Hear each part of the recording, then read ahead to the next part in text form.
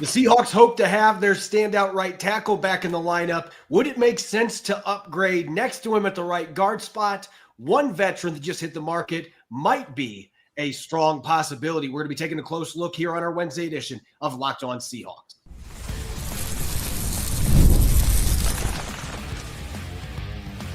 You are Locked On Seahawks, your daily Seattle Seahawks podcast, part of the Locked On Podcast Network, your team every day.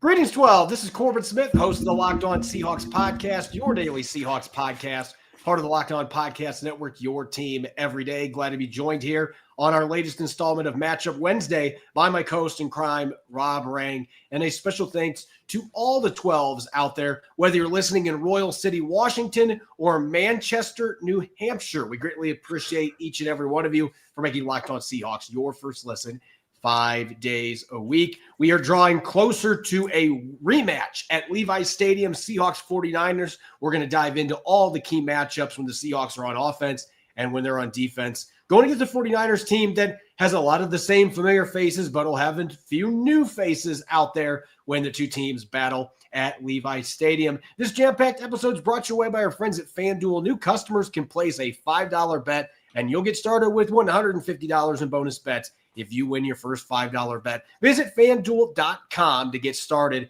Now for your lead story here on our Wednesday edition of Locked On Seahawks. Seahawks fans had some awesome news to wake up to this morning. Abraham Lucas officially activated to the 53-man roster. It's looking pretty darn good for him to start against the 49ers on Sunday. So everybody's anticipating, as long as he's healthy, that that's a huge upgrade for the Seahawks on their much maligned offensive line. But there could be a possibility to further improve that offensive line. Some other news that came out this morning, the Chicago Bears releasing veteran guard Nate Davis, who was benched after the first 2 games this year. Last year started 11 games. He's had a few injuries here and there, but certainly a player, Rob, when you look at the long-term track record, all of those really good Titans run games from 2020 to 2022, you can make an argument that Nate Davis was as important as any player on that offensive line for the Titans. And I know there's been some reports out there that Mike Vrabel hated this guy. If he hated him, he wouldn't have kept him in the starting lineup for 4 years. I'm sorry. I just can't buy that. There is certainly some noise, but it's been a dumpster fire for that offense for a long time. This could be a case where a change of scenery and putting Nate Davis on an offensive line that's already got a couple of veterans on it, maybe would elevate everybody's game, including his own. Yeah, I think it's a possible, fascinating combination here. If Seattle was able to bring in Nate Davis, then you look at a guy who's 6'3", 317 pounds. As you kind of referenced, Corbin, I mean, he is one of the better run blocking guards that we've seen in the NFL. I remember scouting this guy at a UNC Charlotte. I mean, it's a very small school, but when you're trying to create push at the line of scrimmage, it's all about leverage. It's all about power. There are very few guards that I've ever seen that play lower than Nate Davis plays. And his ability to create push at the line of scrimmage, something, of course, that the Seahawks have struggled with here for a long time along the interior, is one of the things that Nate Davis can provide. The fact that he struggled in Shane Waldron's offense with the Chicago Bears, I don't think is going to scare off a lot of Seahawk fans. Probably is not also going to scare off John Schneider. And so I don't know that the Seahawks are necessarily going to be looking to pick up a waiver claim on Nate Davis because he is due $3.9 million at this point. But I do view Nate Davis as a starting caliber right guard. I think you could make an argument whether the Seahawks have seen starting caliber play from either Anthony Bradford or Christian Haynes at that right guard spot. So given the fact that Seattle has got to be feeling like they are boosted by the return of Abraham Lucas at right tackle, the possibility of bringing in a starting caliber right guard, I think would very much be appealing to Seahawks fans and Seahawks decision makers. And obviously some of the other reports that are out there about the Bears having work ethic related meetings with Davis, those are red flags that you certainly want to pay attention to. But I can tell you this much from talking to people during the 2019 pre-draft process. John Schneider loved Nate Davis. This was a guy that he was very high on. The scouting department was very high on him. And the proof is there. His last 3 years in Tennessee, even 2022 when the Titans were falling out of being a playoff team, they still had an 11th ranked rushing offense. And who was at the center of that? It was Nate Davis. He had at least a 69.8 run blocking grade from PFF for 3 straight years. And you put on the tape, you see him use those long arms. You see him play with the leverage you mentioned, the physicality, and he's got some nastiness. And sometimes it spews over after the snap. But goodness sake, the Seahawks could use a little bit of that on their offensive line. So look, I get those reports out there about effort and all those things. But like, look, again, Mike Vrabel would not have kept him in the starting lineup if he really had issues with the way that he carried himself. Like Mike Vrabel would not allow that to happen. So the fact that he started for 4 years in Tennessee, he might not have been a guy they wanted to pay the money that Chicago paid him to, but this is a good football player. And even if you look at the stats, when he's had down production here the last 2 years, you compare him to Anthony Bradford the last 2 seasons. Bradford started 19 games. Davis has started 13. Davis has given up 35 pressures. Bradford's given up 52. Bradford's given up 3 times as many sacks. Now, quarterback hits allowed, Davis is allowed 1 more, but penalties, Bradford, because he's played more games, this is actually fairly close, but 13-9. And then from a PFF pass block and run blocking grade, Davis has been significantly better in the pass block grade, and the two of them are pretty comparable in run block grade, however much value you put in that. But I still turn on the tape with this guy. I went back today and watched a couple of his starts this year. I watched the game that he checked in for an injury and gave up 1 pressure on over 40 pass blocking reps. And oh, by the way, he's playing with a Russell Wilson type who likes to hold on to the football in Caleb Williams. I still think that this guy, he's 28 years old. It's not like he's an old guy. He is still very much in the prime of his career. Seattle needs some physicality. They need some nastiness in the line of scrimmage. I'd even go as far. Seattle's got the cap space. I wouldn't have had an issue with them putting a waiver claim in on this guy. That's how high on him I am. Now, would you probably be smarter in the long run here to just try to see if he goes through waivers? There's probably a good chance because of that contract he does. But if he does, John Schneider better be on that phone ASAP, because I think this guy, Seattle's got to do something at guard. And if Christian Haynes is not good enough right now to replace Anthony Bradford, Nate Davis, there's no doubt in my mind, would be an instant upgrade. And I think a change of scenery would certainly help his play. No, I 100% agree. The change of scenery would help. I think that in an offense that is like what Mike McDonald has always talked about that he wants to do, Ryan Grubb has talked about what they want to do. They want to move people at the line of scrimmage. Then I think that Nate Davis can do that. And I would echo what you said before. I know in my conversations with Seahawks scouts prior to that draft, they were at least seemingly very high on Nate Davis. He definitely stood out at the Senior Bowl, where he had an opportunity to go up against elite competition. And look, I mean, this is Nate Davis, as you said, is 28 years old. He signed a year ago with the Chicago Bears for a 3-year, $30 million deal. He's the highest paid Chicago Bears offensive lineman until he got himself released here. I think that this could show exactly what I was arguing in yesterday's podcast about John Schneider and some of the experience that he has, some of the relationships that he has built throughout his time in the NFL. I think that a player like Nate Davis obviously has had some success, signed a big time deal, and then took a step backwards. But at the same time, similar to what we've talked about with the quarterback position, sometimes guys get drafted early, struggle, and then you want to try and get them on the cheap on the second go around, similar to what Seattle has done with Geno Smith, with Drew Lock, with Sam Howell. You could do the same damn thing with the offensive line. And so I would not be surprised at all if John Schneider has already made that phone call to Nate Davis's agents or representatives about, hey, if you do go through waivers and do not get picked up, we are a club that might be very interested in bringing you in because his size, his physicality, that nastiness, and now a little bit more of just desire to want to kind of prove that he's a better player than somebody who gets cut mid-season. I think that is something that Seattle might want to be taking advantage of. And this almost looks like a Tyrell Dodson type situation to me, because I don't think Nate Davis was happy about not being in the starting lineup. I'm sure that he was frustrated about that situation and the way things are going in Chicago. So this might have just been a mutual, you know what, we're just going to let you go type situation. And he just can play somewhere else, get a fresh start. And I love that you mentioned the Senior Bowl aspect, because we know how much John Schneider and his staff put value in the Senior Bowl. And Nate Davis was one of the absolute standouts from that game in 2019. So I think if he gets through waivers, I would actually be very surprised if the Seahawks are not a front runner for him. And I know there's some fans skeptical because the Bears released him, but I still think that there is a really good football player in there, that getting him on a different team and a different offense where he doesn't have a quarterback running for his life all over the place playing sandlot ball, I think Nate Davis will fit better in this offense. So I am very curious to see if anybody claims him. If not, if the Seahawks pounce to try to upgrade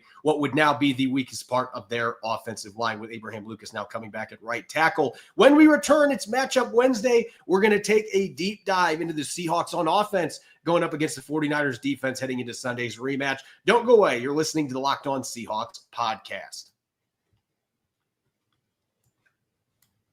This episode is brought your way by FanDuel. Get ready to tackle the midseason in the NFL with FanDuel, America's #1 sportsbook. Right now, new customers get $5 after they bet $150 and win. The FanDuel Sportsbook app gives you everything you need to place live bets on the NFL all in one place. When you get a hunch in the middle of the game, you can check out the latest stats, view live play-by-play, and so much more on the same page where you place your bets. You can bet on everything from Jackson Smith and Jigba scoring a touchdown against the 49ers, or George Kittle being the first player with a 30-plus yard reception, something he has certainly done plenty of times against the Seattle Seahawks. Just visit FanDuel.com to join today. You'll get started with $150 in bonus bets if you win your first $5 bet. That's FanDuel.com. Never waste a hunch and make every moment more with FanDuel, an official sportsbook partner of the NFL.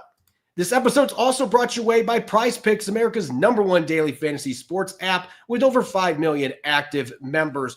PrizePicks is just you against the numbers, and it's the only real money daily fantasy platform with an injury insurance policy, so your lineups stay in play even if one of your players gets injured. If you have a player leaving the first half and doesn't return, PrizePicks will keep the lineup live. If you think Justin Jefferson will get more than 83.5 yards next week, or Lamar Jackson is going to pass for more than 1.5 touchdowns, cook up those hot takes with your friends and win real money this football season when you and your crew run your game on PrizePicks. Download the PrizePicks app and use the code LOCKEDONNFL and get $50 instantly when you play $5. That's the code LOCKEDONNFL on PrizePicks to get $50 instantly when you play $5. You don't even need to win to receive the $50 bonus. It's guaranteed. PrizePicks, run your game.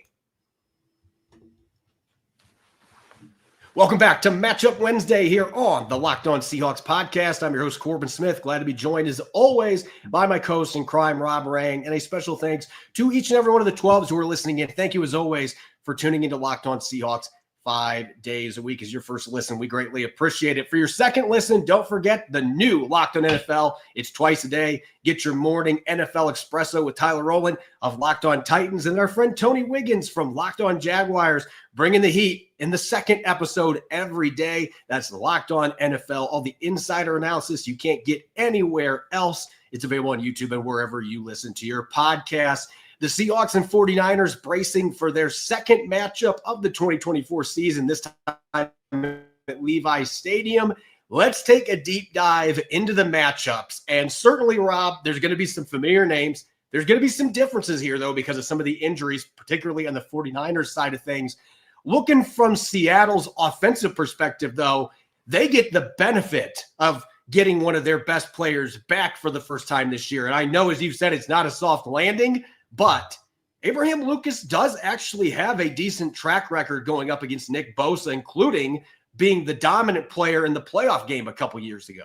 Yeah, and Nick Bosa, look, I don't want to throw any disrespect towards number 97's way, but Nick Bosa was not that effective against the Seahawks even in week 6. I mean, he had a total of 4 tackles, 1 solo, 3 assists. He had 2 quarterback hits. He didn't have any sacks, didn't have any forced fumbles or pass breakups. I mean, Stone Forsythe did a solid job against him. Now, you certainly hope that Abraham Lucas is going to be able to not only provide pass protection against Nick Bosa, but also, most importantly, be able to create some push in the running game.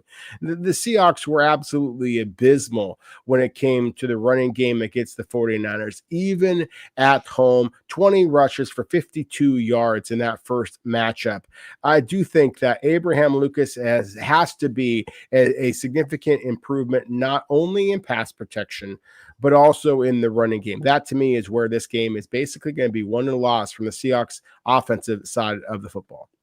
Yeah, I'm in full agreement. And I'm glad that you pointed out the run game, because to me, and we'll take a deeper dive, I'm sure, into this on the Friday episode when we're looking at game planning. But just if Abe Lucas is anything close to his rookie version, to me, he was the best run blocker on that football team that helped Ken Walker rush for over 1,100 yards. They have not been the same last year, this year, even when he's been in the lineup. Obviously, he wasn't healthy.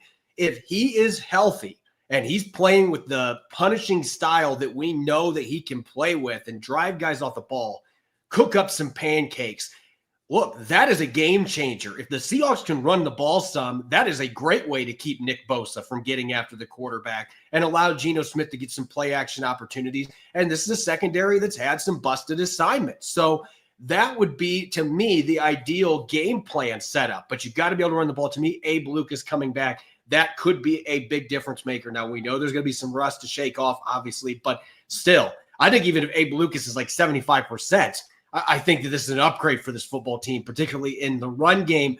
As far as another matchup, I just mentioned on the outside some of the big plays. The 49ers have had a tendency this year. It hasn't happened a lot, but there have been some busted coverages from the secondary. And Charvarius Ward, we don't know if he's going to play this week or not. Now, this is not a typical injury. He had an infant that died a couple weeks ago. So bless his heart.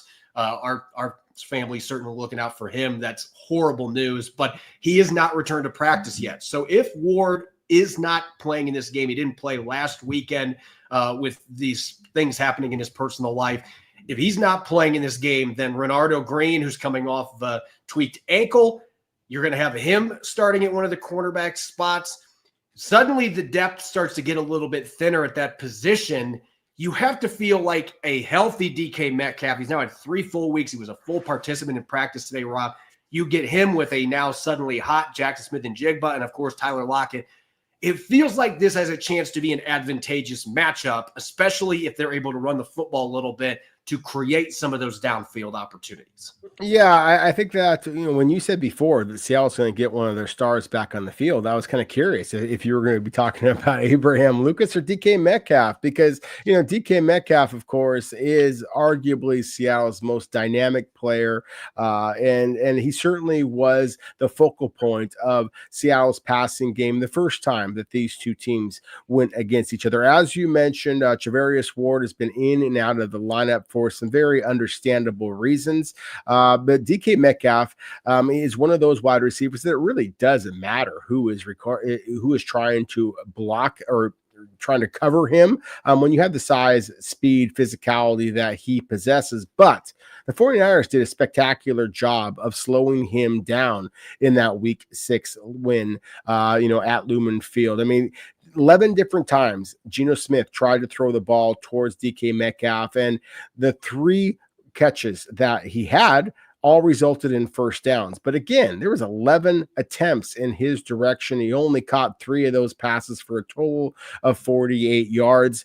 It is absolutely critical that Seattle block Nick Bosa and they get DK Metcalf involved. And the fact that they have Abraham Lucas and again, DK Metcalf presumably back on the field for them. As you mentioned, DK Metcalf returned to the practice field, but in his post-practice comments, he basically said that he doesn't know that he is 100% ready for this game just yet. So you kind of got to keep your fingers crossed. Number 14 is going to be on the field for the Seahawks. If he is, then you do feel like things are kind of tilting a little bit back more in Seattle's favor, especially considering San Francisco's struggles in terms of durability at the cornerback position.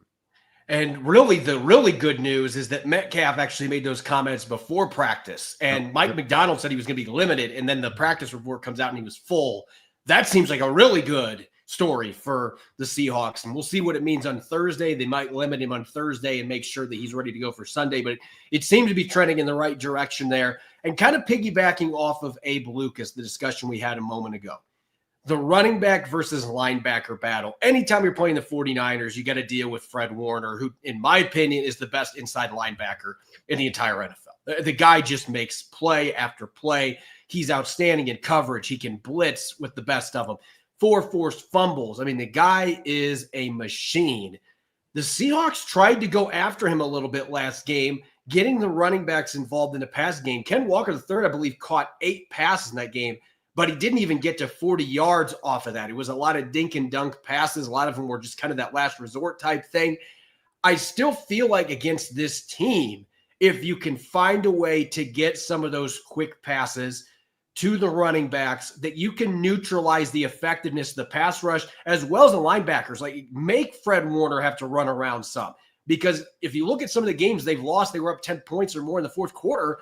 It seems like they kind of ran out of gas a little bit. So if you can keep those linebackers really busy the entire game and you can sustain some drives, not just running the football, but the running backs in the passing game, I think that could be something late in the game that could benefit Seattle, even on the road. Oh, no question about it. I mean, you definitely want to get Kanon involved as a receiver. I mean, that is one of the things that I have been so impressed by his improvement. However, I also want Seattle just to get angry. I said that in yesterday's show as well. I just want them to, establish the running game. The San Francisco 49ers are a good run defense. They are no longer a great run defense. I got a stat for you. I think it will surprise some Seahawks fans. The 49ers have allowed more rushing touchdowns so far this season than the Seahawks have. The 49ers have allowed more rushing touchdowns, 11 in 9 games so far this season, than any team in the NFC other than the Carolina Panthers, the Dallas Cowboys, and the New Orleans Saints. Who are all terrible.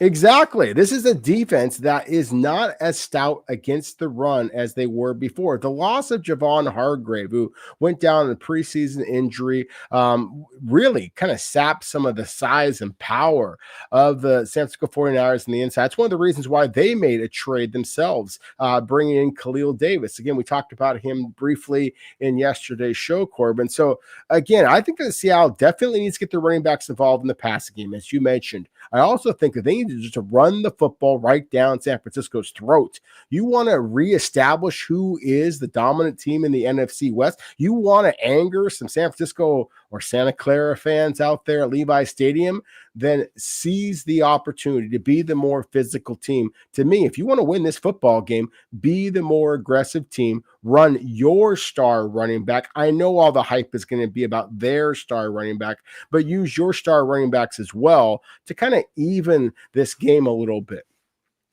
When we return, we're going to continue our matchup Wednesday episode. We've got the Seahawks on defense going up against the 49ers on offense, and they're going to have one of their best weapons back that did not play in Week 6. We'll get to that coming up next here on our Matchup Wednesday edition of Locked On Seahawks.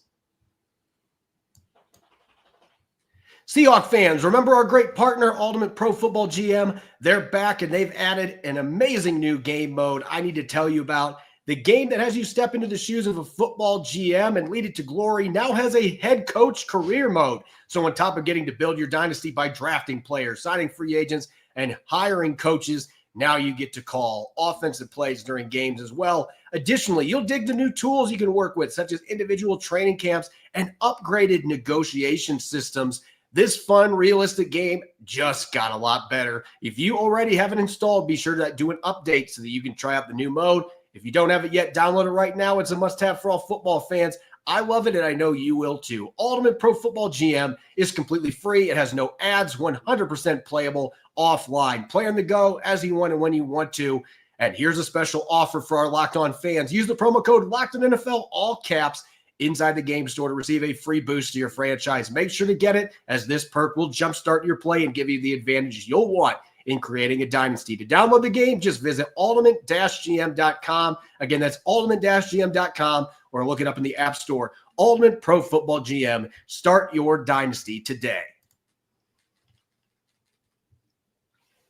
You're listening to Matchup Wednesday here on the Locked On Seahawks podcast. It's your host, Corbin Smith. Glad to be teaming up, as always, with my co-host in crime, Rob Rang. And a special thanks to all the 12s who are tuning in. Thank you, as always, for making Locked On Seahawks your first listen 5 days a week. We greatly appreciate it. As we do each and every Wednesday, we are taking a deep dive into all the key positional battles to watch this week. Seahawks 49ers, round 2 at Levi Stadium in Santa Clara. Let's shift our gears now to the Seahawks on defense against the 49ers on offense. And Rob, the first game between these two teams, it really was a tale of two halves. The first half, the Seahawks defense was just getting bulldozed. And then the first drive in the second half, George Kittle gets a touchdown. But they started to figure things out a little bit in that second half. And it's what allowed Seattle to get within 6 points at one point in this football game. So looking from a defensive standpoint, I think that there's one matchup that we have to focus on that's going to look a lot different than it did in week 6 from both sides of the ball. Yeah, no question about it. I mean, I think you first off got to just acknowledge the fact that the San Francisco 49ers are going to be getting back their superstar running back again, Christian McCaffrey. And considering that San Francisco ran for 228 yards against Seattle with guys like Jordan Mason and Isaac Guerendo, former late round undrafted free agent types, and in comparison to Christian McCaffrey, an early first round selection, that is got to be the matchup that is, we're focusing in on here. And then, of course, Seattle, has their own transition at the inside linebacker position. You got Ernest Brown, who is, of course, going to be entering his third game here with the Seahawks. No more Tyrell Dodson. So whether it be Tyrese Knight or Drake Thomas going to be at that inside linebacker position, I think there's going to be a lot of fans who are going to point out the fact that Christian McCaffrey didn't have much success in his first game back at 13 rushes for 39 yards.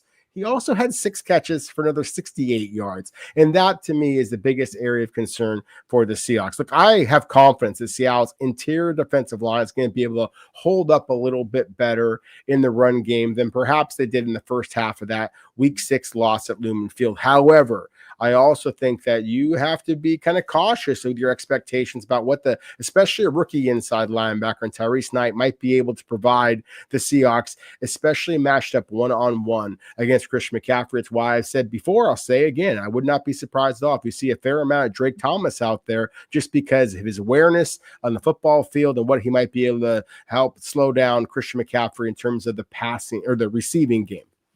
And they were doing that earlier this year. I believe it was the Detroit game that Drake Thomas rotated in for about 40% of the snaps when they were in sub packages. And that was telling that Mike Macdonald maybe had more confidence in him handling the coverage assignments. I don't know that they're going to be able to do that in this game, but this is going to be a tough draw for Tyrese Knight. As we mentioned, the soft landing not being there for Abe Lucas coming back from an injury. This is not a soft landing for Tyrese Knight getting back into the starting lineup, and this time as a full-time starter. Welcome to the game, kid. You get to try to deal with Christian McCaffrey, who is the best all-around dual-threat running back in the NFL. When he's healthy, you got to deal with him in coverage, what he can do as a runner. You better have your gap integrity, and you better wrap up, or this guy can absolutely torch you. The Seahawks know all too well with almost 500 rushing yards against them in 4 career games since he came over from Carolina to San Francisco. So there's undoubtedly Ernest Jones and Tyrese Knight, they're going to have their hands full. It's the first time those two are starting together, and you get this challenge right out of the gate. This is going to be potentially the matchup that wins or loses this game for the Seattle Seahawks. And then I think when you look at the other player that's just absolutely killed Seattle, and he did it again in week 6, George Kittle. Now, he is on the injury report right now. He is dealing with a little bit of a hamstring issue. The sources I've talked to are expecting that he is going to be ready to go by Sunday, but he might not be 100%. It doesn't matter, though. George Kittle, it feels like in some of these games against the Seahawks, could have scored on one leg. That's how much he's dominated the Seattle Seahawks. So worth noting, though, Rayshon Jenkins was the starter in that first matchup. Kobe Bryant is going to be the one starting in this game, and he's playing really good football. Can Kobe Bryant handle dealing with George Kittle in coverage? Julian Love maybe lines up with him a bit more in this game as well. The safeties have actually played pretty well in the last 3 games since Kobe Bryant entered the starting lineup. I'm curious to see what adjustments Seattle makes defensively, especially when they've had an extra week to plan for this rematch, how they're going to deal with George Kittle, because he had 2 touchdowns the last game. It feels like he scores at least one time every time these teams get together. Can he find a way to somewhat neutralize him and his impact on offense? Yeah, that to me is, again, just an absolutely massive matchup in this football game. Again, everybody's going to focus in on Christian McCaffrey, and for good reason. But as you said, Corbin, I mean, Kittle had 2 touchdowns in the past game. The efficiency, just the comfort that Brock Purdy feels with George Kittle is something that is pretty frightening from a Seattle perspective. He was targeted 6 times. He caught 5 of those passes for 58 yards. And again, the 2 touchdowns. It's that type of efficiency. It almost felt like San Francisco knew that they could target George Kittle whenever and however they wanted, whether he had 2 functional legs or 1, as he kind of joked about, a couple of moments ago. And that's why I, just have no faith in the possibility that George Kittle is not going to be ready to play in this football game. They recognize what a big game this is. San Francisco has a couple of very difficult matchups coming up after this Seattle game that if they were to lose and wind up being 5-5 and no longer have the head-to-head, advantage over the Seahawks, then again, this is an opportunity for Seattle to kind of seize that momentum. George Kittle is as competitive as a player, as a receiver, and as a blocker of any in all of the NFL. So I think that Seattle's got their work cut out for him. I am very much encouraged by what I've seen from Kobe Bryant and Julian Love at the safety positions here. I would not be surprised at all if the 49ers really try to attack Seattle's linebackers, just given their inexperience. And again, the fact that Kobe Bryant, as good as he still is a fairly inexperienced safety here. So I think that George Kittle will be a big part of San Francisco's offensive game plan against the Seahawks again. If you're looking at an area on defense that the Seahawks could potentially have an advantage going into this game, though, it is in the interior. Obviously, San Francisco still got one of the very best tackles in the league in Trent Williams. But in the interior, Dominic Pooney's having a great rookie season. And look, he's a guy that I was higher on him in the pre-draft process than you, but we both looked at him as a day 2 guy. I thought that he was an early day 2 player. He's playing like that for the 49ers. He has been an instant upgrade at guard for them. But he is still a rookie. He still had some issues in that first matchup when these 2 teams got together. That was actually one of his worst games in terms of pass protection and run blocking. And Seattle, Leonard Williams didn't practice today, but I think it was more precautionary than anything. I'm expecting he'll be ready to go on Sunday, the competitor he is. Leonard Williams has played his best football against the 49ers consistently. Even when his teams don't win, he plays well. Jaron Reed's got a history where he's played pretty well against them. Byron Murphy was not, I don't believe Byron Murphy played in that last game, actually. He was out. So you're going to have him back for this game. And I think his athleticism could actually be a real problem for even a player like Dominic Pooney on the inside, and even at the other guard spot with Banks. I think that this is an advantage to a really athletic, penetrating defensive tackle like a Byron Murphy II. Seattle win in the interior of their defensive line consistently, then it's going to limit some of the opportunities for cutback lanes for Christian McCaffrey. You can get him in the backfield. Don't let him get a head start. And then I think that can have a ripple effect into your pass rush, because if the run game isn't doing what it normally has done when these 2 teams get together and you're getting some early down stops for limited yardage, you get more ideal opportunities to really go after Brock Purdy, which they have not been able to do consistently when they played San Francisco. Yeah, and I love the fact that you pointed out this particular matchup. Byron Murphy II in particular. I thought that his comments prior to the Atlanta Falcons game, where he basically forecasted that he was going to play a significant impact in that football game, and he did. And I'm paraphrasing here, but he said they will feel me, because a lot of pre-draft speculation was that the Atlanta Falcons were going to be selecting him. Instead, of course, they went with the quarterback Michael Penix Jr., one of the real shockers of the 2024 NFL draft. Corbin, if the San Francisco 49ers don't feel Byron Murphy in this game, then I think you got to start talking about whether or not that was a selection that actually warranted where Seattle took him. This is exactly the type of game where he needs to make an impact. Look, Jake Brendel is a good center. Aaron Banks' left guard position is a quality player, as is Dominic Pooney at right guard. None of them possess the combination of initial quickness and explosive power that Byron Murphy II possesses. Leonard Williams has flashed his ability. I think Jaron Reed, one of the only Seahawks defenders, as I mentioned in yesterday's show, that's ever beaten the San Francisco 49ers, he has got to flex a little bit. And Roy Robertson Harris, I think this is the type of game that he can make a splash because he is one of the more physical, nasty type of defensive linemen that the Seahawks, frankly, have been lacking for a while. One of the reasons why we made an argument before that Seattle may be interested in the guard, Nate Davis. He just didn't get meaner and nastier at the point of attack. This is your opportunity here, served up on a silver platter a couple of weeks before Thanksgiving. The Seahawks have got to play physical. If they do, there is a chance they can pull off this upset in Santa Clara.